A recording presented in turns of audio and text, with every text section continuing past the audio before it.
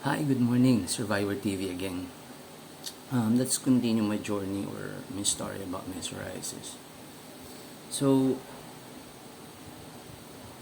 sabi ko sa inyo noon na I started having psoriasis when I was 25 years old. The journey was difficult and I was afraid before. Kasi hindi pa naman ako knowledgeable regarding psoriasis.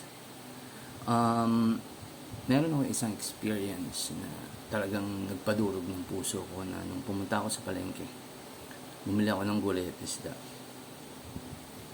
Nung nag-aabot na ng sukli sa akin yung tindera, talagang lumayo siya at daling-dali siya. And makikita mo sa facial expression or facial reaction ng face niya na ayaw niyang lumapit sa akin. Pagdating ko ng bahay, umiiyak ako. Nadurog ang puso ko. Hindi ko bakit.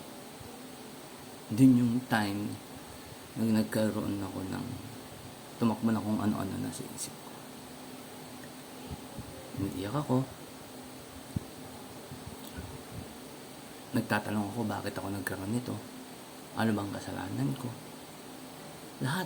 Puro negative ang dumating sa akin. Kasi sobrang hirap ng buhay. Sobrang hirap ng sitwasyon namin may mga psoriasis. Marami kasing klase rin ng psoriasis. Buti nga sa akin yung medyo dry pa. Meron kasi niyan mga basa. Parang may nana, I don't know kung nana yun, nababasa. Tapos parang nalulusaw talaga siya. Yung balat, parang sobrang pagbabalat. Sa akin naman hindi ako umabot ng ganun. Talagang nag-scale lang talaga ng maigi yung ano kapag hindi siya moisturize.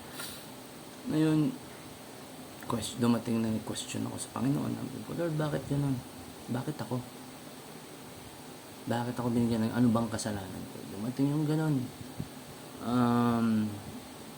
Hindi ako sumaharap sa salamin. Dahil ayoko makita yung itsura ko. Ayoko kaawaan yung itsura ko. Masakit. Mahirap.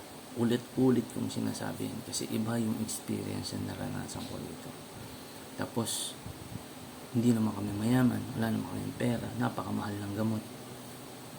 Kung ano-ano na lang ang pinapahid ko na nakikita ko. Hindi pa ako nakakapagpa-check up. Ganon. Ang psoriasis ay isang sakit na panghabang buhay na gamutan. Isang sakit na pwede kang ikahiya or pwede mong ikahiya ang iyong sarili dahil sa kaitsurahan niya. Pero kung magkakaroon tayo ng knowledge about this, makaka-recover tayo. Alam natin.